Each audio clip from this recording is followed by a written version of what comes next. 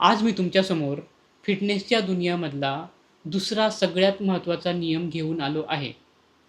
आपलं शरीर नेहमी 2 मोडमध्ये काम करतं. फॅट स्टोरेज मोड आणि फॅट बर्निंग मोड. जेव्हा आपण जास्त कार्बोहायड्रेट आणि शुगर खातो, तेव्हा आपल्या बॉडीमधलं ग्लुकोज वाढतं आणि आपलं शरीर इन्शुलिन क्रिएट करतं. इन्शुलिन या ग्लुकोजला सेल्समध्ये पाठवतं.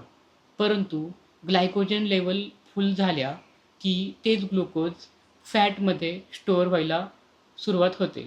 तर याला म्हणतात फॅट स्टोरेज मोड.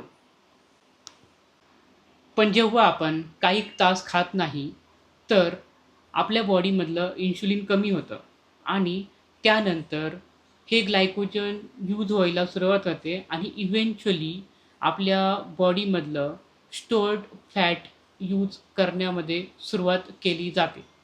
तर या मोडला म्हणतात फॅट बर्निंग मोड. फॅट कमी करायचा असेल, तर खाणं कमी करण्याची जास्त गरज नाही आहे. परंतु जास्त इम्पॉर्टंट इन्शुलिन स्पाइक कमी करण्याची गरज आहे. तर कमी ग्लुकोज स्पाइक देणारे पदार्थ, ज्यामुळे आपल्या ब्लडचं इन्शुलिन वाढणार नाही, असे जर आपण रेग्युलर खाल्ले, तर आपला फॅट बर्निंग मोड जास्त वेळ राहू शकतो. असे पदार्थ म्हणजे लो कार्बोहायड्रेट फूड्स, त्यामध्ये गुड फॅट्स, हाय प्रोटीन्स आणि फायबर या गोष्टींचा समावेश होतो.